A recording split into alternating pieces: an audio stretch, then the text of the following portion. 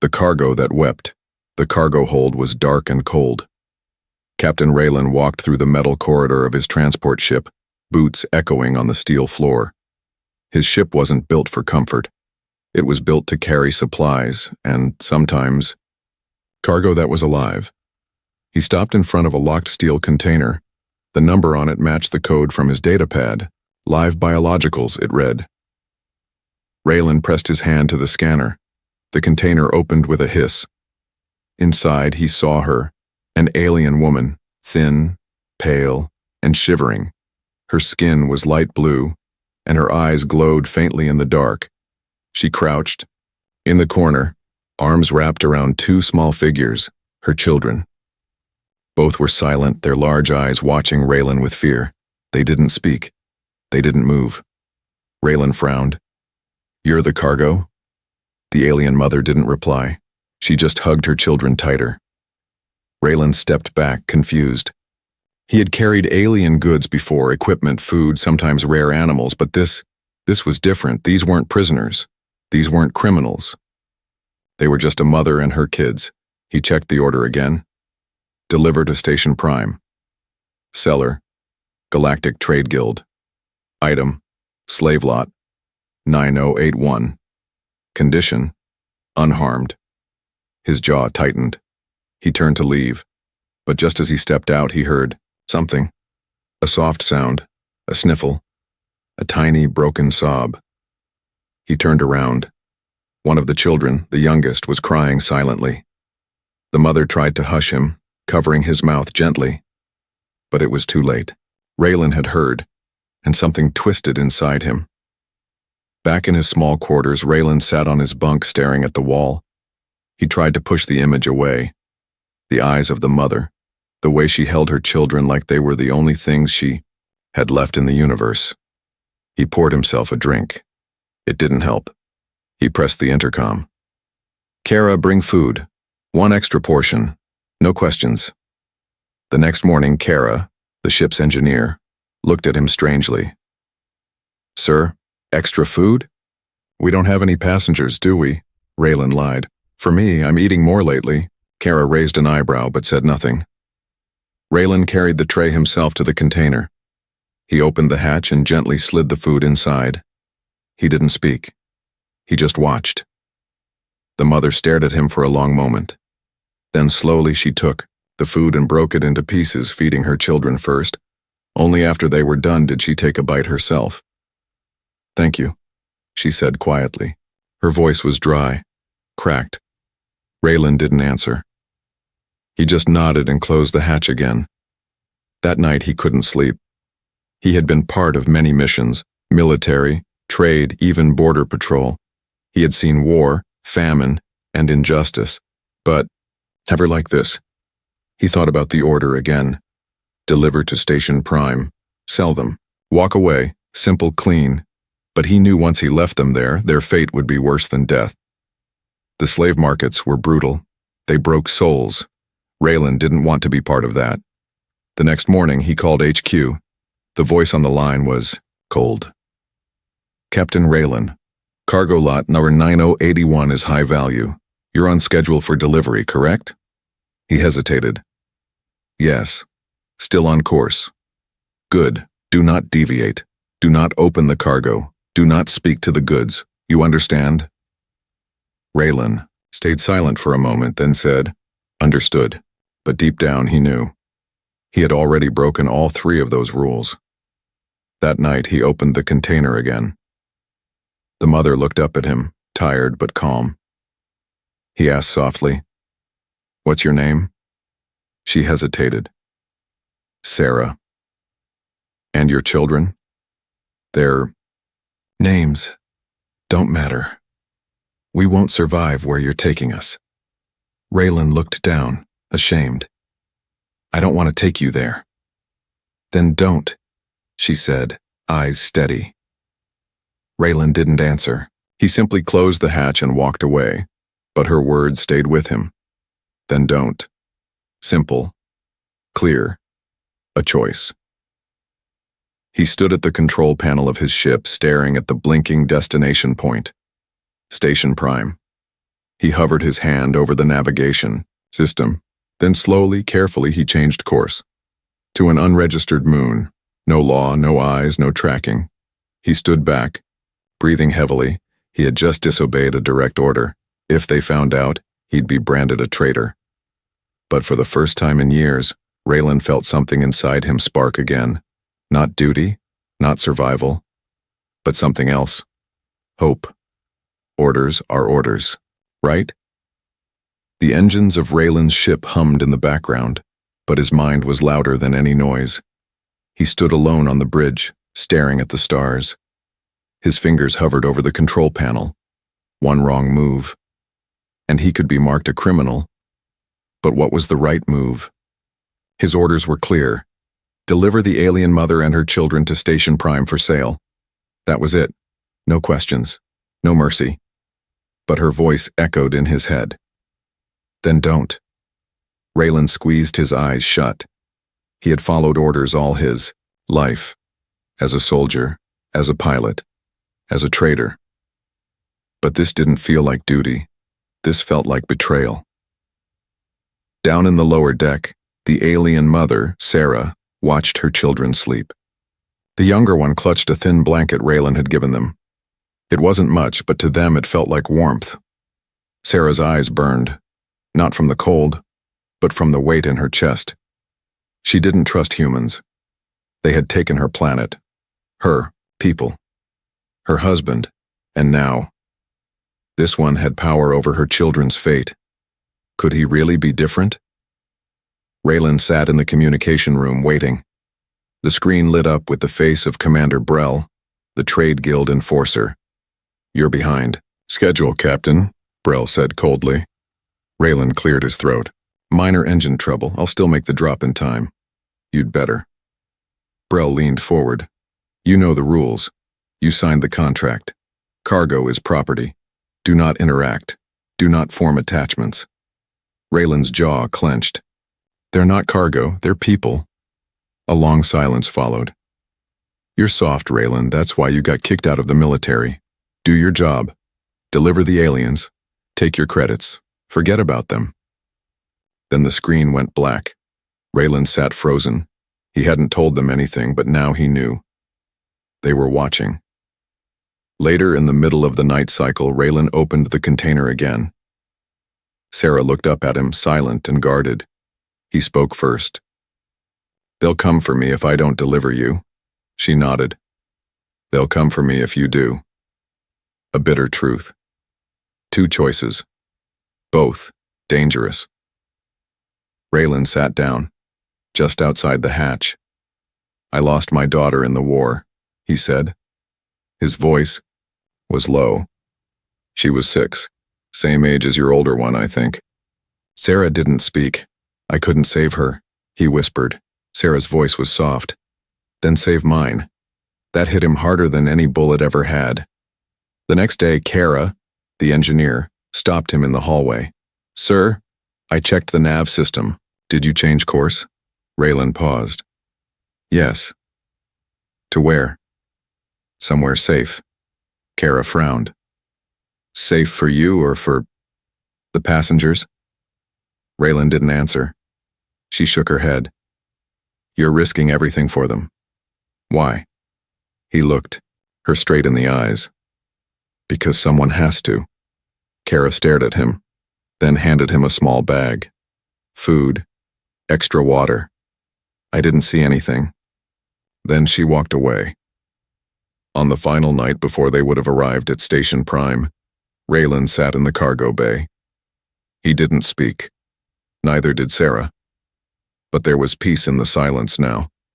He watched her tuck the children in. The older one, Tyel, looked at him with curious eyes. Are you a bad human? The boy asked quietly. Raylan blinked, caught off guard. No, he said softly. At least, I hope not. The boy nodded. Then, are you our friend? Raylan smiled for the first time in days. Yes, I think I am. Tyel's small hand reached out through the bars and touched his glove. It was a simple moment. but something inside Raylan changed forever. That night, as he returned to the bridge, the emergency light blinked red. Incoming signal.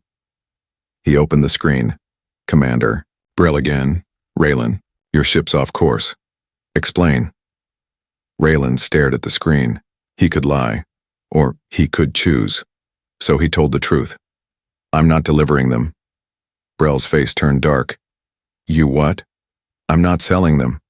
You'll have to come. Get me. Do you know what you've done? Raylan cut the call. He sat back in the chair, heart racing. He had just declared war, not with guns, but with a choice. A choice to protect instead of profit, to love instead of obey. Escape route Raylan didn't sleep, not after what he did. He had disobeyed a direct order, cut communication with the trade guild. And now, he was a traitor in their eyes. But when he looked at the stars ahead, he didn't feel regret. He felt alive.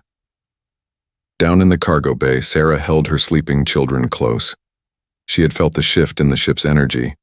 Something had changed. They were not going to the slave station anymore. She didn't know where they were headed, but she knew. The human had made a choice, a dangerous one, and for the first time in many dark nights, she allowed herself to hope. Early next cycle, alarms rang through the ship. Incoming signal, unauthorized boarding vessel detected. Raylan jumped from his seat. His eyes widened. The guild had found them. A black silent ship appeared on the scanner. No warning, no call. They weren't here to talk. They were here to take. Raylan sprinted to engineering. Kara, lock the lower decks, hide them. Kara blinked. How did they find us so fast? They must have put a tracker in the cargo, Kara cursed. We're out of time. Raylan grabbed a metal box from the shelf. Inside was a small device, blinking. Red. A guild tracker. He smashed it under his boot. Too late. In the hidden compartment below the cargo bay, Sarah's eyes met Raylan's as he opened the panel. Get in. Now. What's happening? She asked, voice calm but tense. They're coming. Guild soldiers, I'll hold them off. She hesitated. You'll die. Raylan smirked. I've had worse days. Before closing the hatch, Sarah reached out just for a second and gripped his wrist. Don't be foolish, I already am, he said, then shut the door. The enemy ship docked with a loud clang. Heavy boots stormed into Raylan's hallway. 5 armored soldiers. Their leader, a tall woman with silver eyes, pointed a blaster at his chest. Captain Raylan. By guild law, you're under arrest for property theft and treason. Raylan raised his hand slowly. You're making a mistake. She stepped forward. Where is the cargo? Raylan smiled. What cargo? A fist struck his jaw. Meanwhile, Kara worked quickly.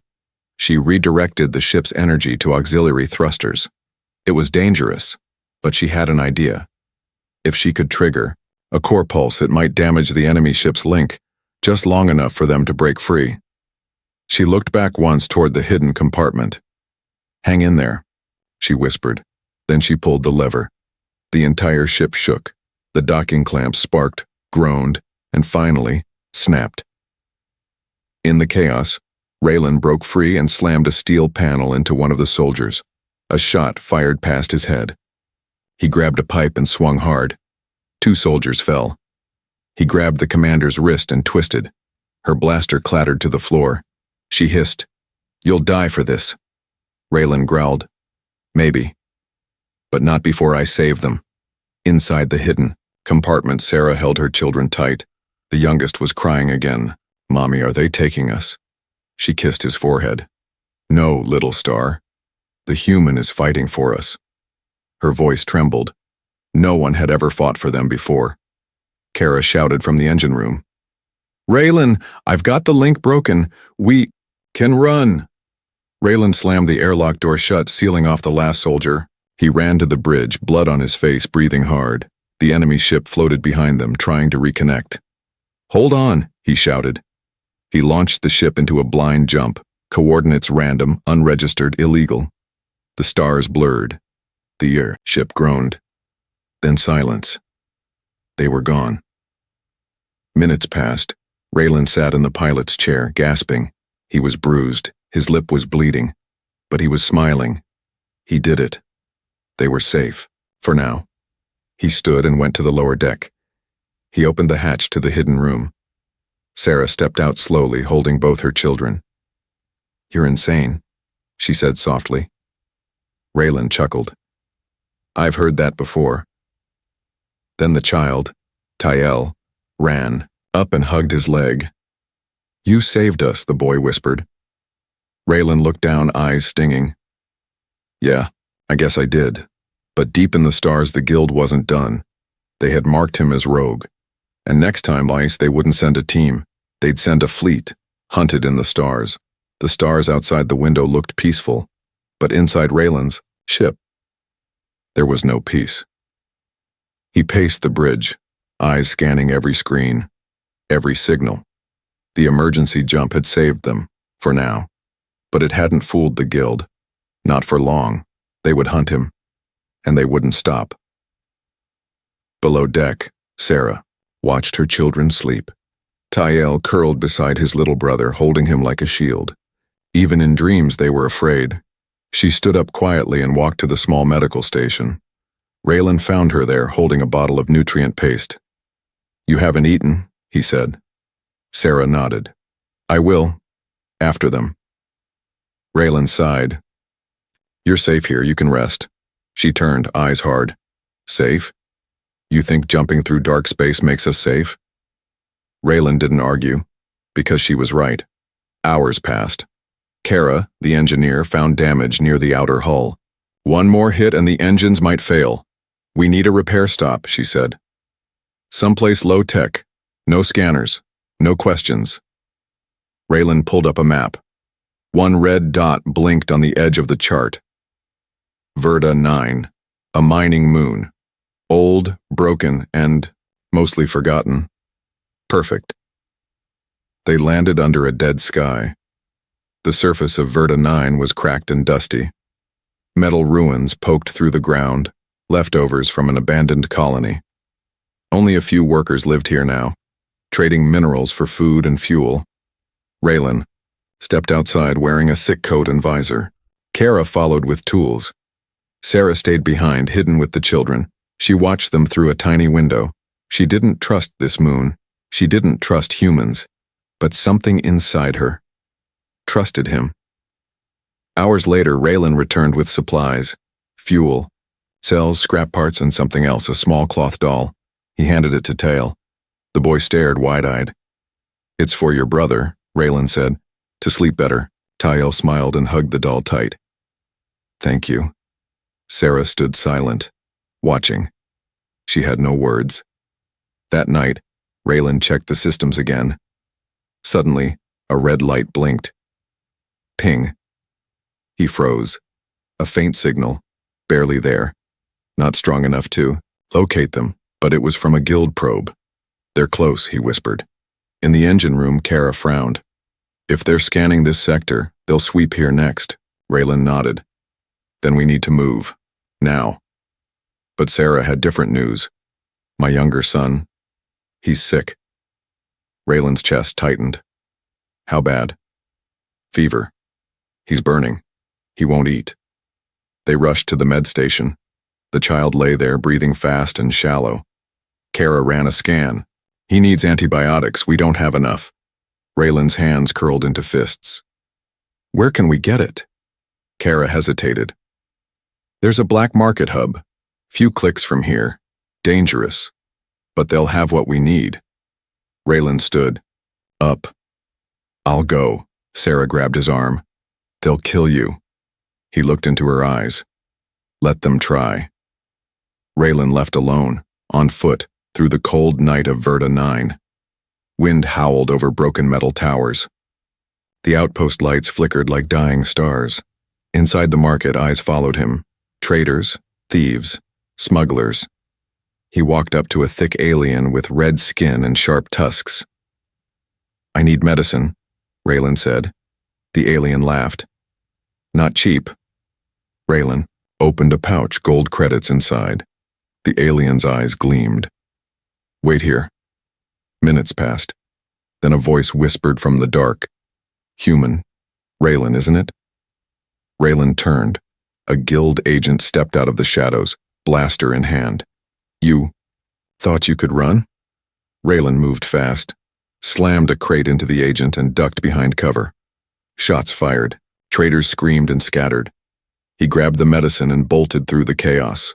Outside, he sprinted through dust storms, heart pounding, lungs burning. He didn't stop until the ship was in sight. He collapsed through the door. Kara caught him. You're bleeding! Raylan held out the medicine. Give it to him now. Later, Sarah sat beside her son. The fever had broken. He was breathing easier. She looked at Raylan, bruised, exhausted, bleeding, and whispered, Why? He shrugged. Because no child should die, not while I can stop it. Tears filled her eyes. She took his hand. For the first time, not as a guard, but as family. But above Verta 9, far beyond the sky, guild ships were closing in. They had tracked the black market. They had found the human signal, and they were coming. When kindness costs everything. Raylan sat quietly on the floor of the ship's lower deck. His hands were wrapped in blood-stained bandages. His coat was torn. His eyes were tired.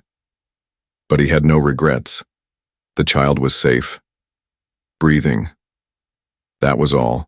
That mattered. Above them, the storm on Verta 9 howled. Winds slammed against the hull. But inside the ship, it was calm. For now. Sarah watched him from the doorway. She didn't speak. She didn't need to. Raylan had risked his life. Again. For a child that wasn't his. For a woman that wasn't his blood. She slowly stepped forward and knelt beside him. Thank you, she whispered. Raylan gave a tired smile. That kid kicks, like a fighter. He'll be fine. Sarah hesitated, then leaned forward and rested her forehead gently against his. It was the way her people showed trust and respect. Raylan didn't move. He just closed his eyes and breathed. But far above the surface, 3 dark shapes entered orbit. Guild warships, sleek, silent, deadly. They had found him, and this time, they brought no warnings. The attack came just before dawn. The ground shook. Raylan shot up from his sleep. Kara, what was that? Explosions, West Ridge, she yelled from the bridge. We're surrounded. Sarah grabbed her children and hid them in the smuggling compartment. Stay silent, no matter what. Raylan ran to the weapons locker, but the ship had no real defense. He wasn't a fighter anymore. He was outgunned, outnumbered, but he didn't care. He grabbed a steel rod and opened the hatch. Outside, shadows moved through the fog. Laser fire lit up the sky. Raylan ran straight into it. He fought like a madman, not because he was brave, but because he was desperate. 2 guild soldiers went down under his blows, but a third struck him hard in the back. He fell, groaning, struggling to breathe. They kicked him, dragged him through the dirt, and threw him into a steel pod. The last thing he saw was Sarah's terrified face through the ship window. Then everything went black. When he woke up, bright lights burned his eyes. He was chained to a metal chair. Across the table sat Commander Brell, cold and expressionless. You disappoint me, Captain, Brell said. Raylan coughed. Blood hit the floor. Wasn't trying to impress you. Brell leaned closer. You gave us no choice. You stole guild property. You resisted. You attacked our men. Raylan smiled weakly. And I'd do it again. Brell's smile faded. Then, let me make this simple. Tell us where the aliens are and we'll let you live. Raylan laughed. A short, painful sound. You really don't know me at all. Brell stood. Fine. Let's see how long your loyalty lasts. They tortured him, not with blades or fire, but with silence, hunger, and cold. They left him in a freezing cell for hours. No food, No water. Just the sound of footsteps and waiting. But Raylan never broke. Meanwhile, Kara sent out a distress ping to old contacts. Mercs, smugglers, outlaws, anyone who owed Raylan a favor. Sarah sat by the window, watching the guild ships move above the clouds. Her children were quiet, scared. But Sarah was calm, because she had made a choice too. She wasn't going to lose another man who fought for them. Inside the prison cell, a door opened. Brell returned. "You're stronger than you look, human." Raylan didn't reply. Brell dropped something on the table. It was a holopad, showing Sarah, captured, on her knees, her children beside her. "Enough games," Brell said. "You care for them, don't you? Tell us where your ship's logs are. Help us." And they live. Raylan looked at the screen. Then he looked Brell dead in the eyes. "No." Brell slammed, his fist down. "They'll die." Raylan's voice shook with fury. "Not before you do." Brell stared at him for a long moment, then walked away. Hours later, alarms blared inside the guild ship. Explosion in docking bay 3. Unauthorized ship incoming. Multiple life signs detected. Kara had returned, with mercs, smugglers, and 2 armed ex-soldiers who owed Raylan their lives. They blasted through the prison ship. Raylan kicked open his own cell door during the chaos, bruised, bleeding but still standing. He found Sarah and the children locked in a chamber. She looked up and gasped. "You came back." Raylan smirked. "I always come back." She ran into his arms. For the first time she cried openly, not from fear, but from relief. They escaped in Kara's backup ship, burning fuel into deep space. No plan. No destination. Just freedom. Raylan sat in the cockpit, a child asleep on each arm, and Sarah leaning against his shoulder. Kara flew ahead, grinning. "You really know how to start trouble." Raylan laughed. "Sometimes," he said, "kindness costs everything." He looked down at the sleeping kids. "But sometimes it gives you everything too." The trial of betrayal. Raylan stood alone. A spotlight burned above his head. The rest of the chamber was dark, silent. Metal cuffs bound his wrists. His face was bruised, his coat torn, his lips cracked from thirst.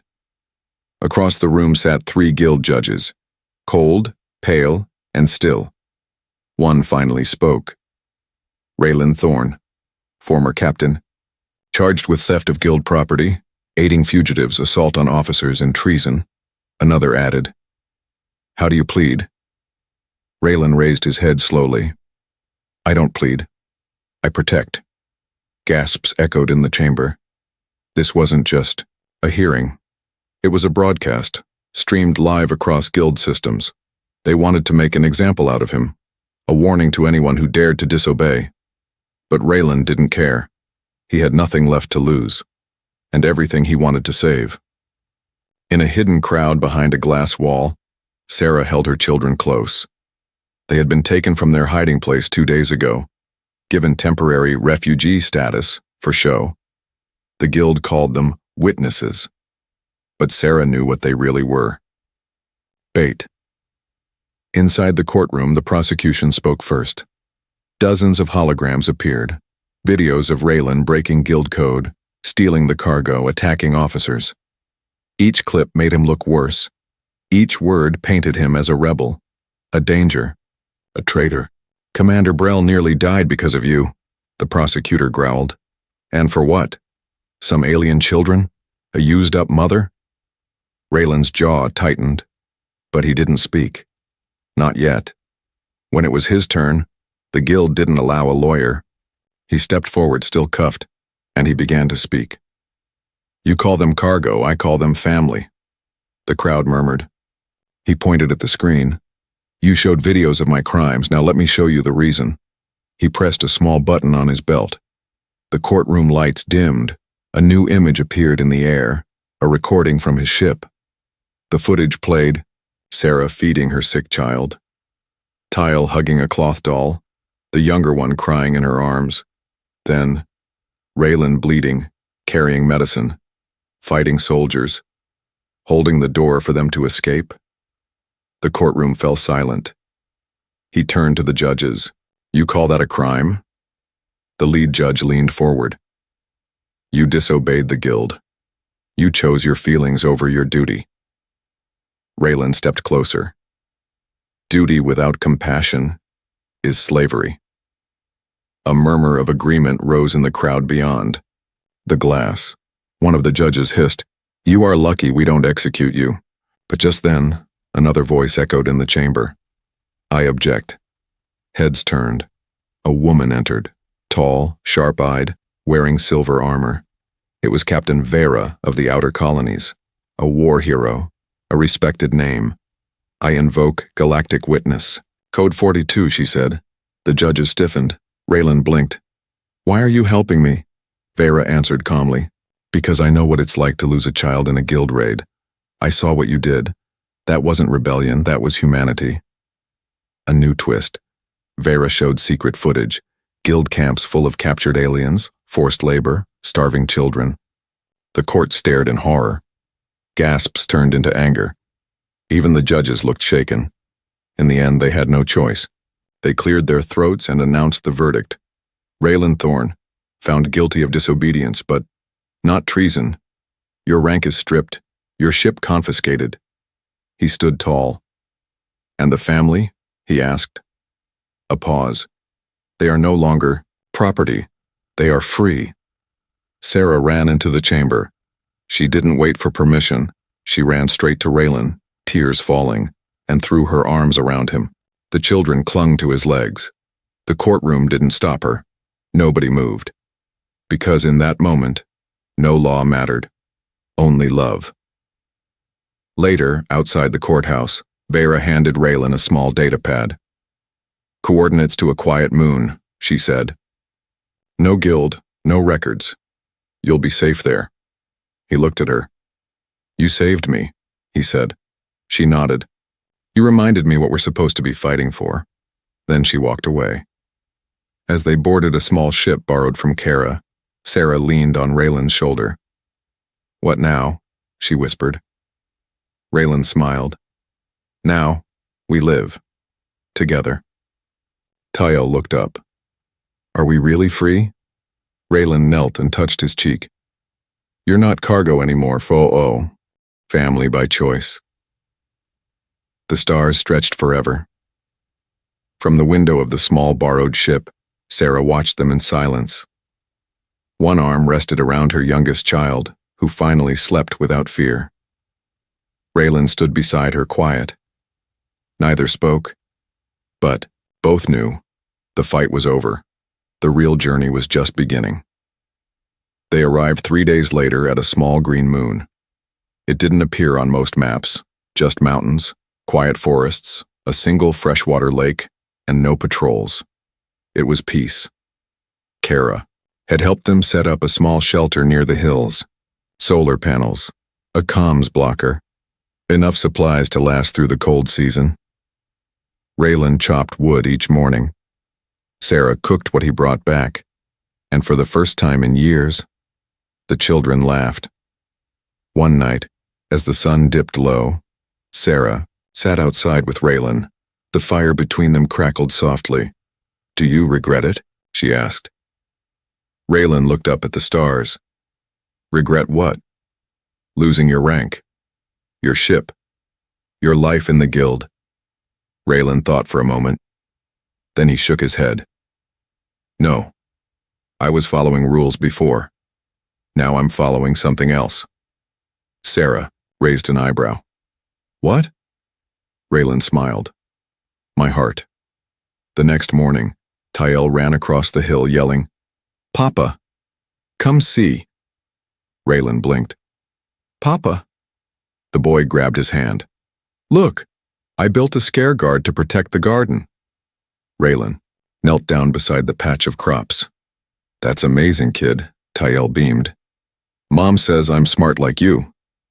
Raylan looked back at Sarah standing near the porch, smiling gently. His chest tightened. He wasn't just a protector anymore. He was becoming something else. Later that week, Kara returned with a delivery pod.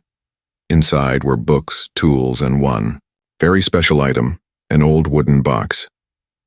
Raylan opened it. Inside was a badge. Not from the guild. It was handmade, rough, simple, carved by children's hands. It read, "Captain of our home." Sarah stood behind him. "The kids made it. They said, 'You're not a space captain anymore, but you're our captain now.'" Raylan swallowed hard. He had faced blasters, judges, torture, but nothing had hit him harder than those simple words. Weeks passed. Their house grew. The children planted fruit trees. Sarah sang again, songs from her world, soft and beautiful. Raylan built a wooden table for them to eat at. No orders, no alarms, no fear, only laughter, only life. One night, Sarah walked beside Raylan under the moonlight. She stopped suddenly. "Raylan." He turned to her. She stepped closer. "On my world," she said, "when two souls choose each other, not for duty, not for survival, but for love, they mark the sky with fire." She lit a small crystal lantern and held it up. Its flame glowed warm and golden. Raylan watched it flicker. Then he took her hand. "I'm not from your world," he said, "but I think my soul chose you too." She leaned in, and for the first time, they kissed. Far away, in guild-controlled space, whispers had begun. About a man who broke the law to save a mother and her children. About a traitor who chose love over loyalty. Some called him dangerous. Some called him foolish. But others called him hope. Back on the quiet moon, the children danced around the firelight. Raylan sat on the porch with Sarah, watching their new life grow in front of them. A family, not by blood, not by command, but by choice. And that was more powerful than any law. Some families are born, others are chosen.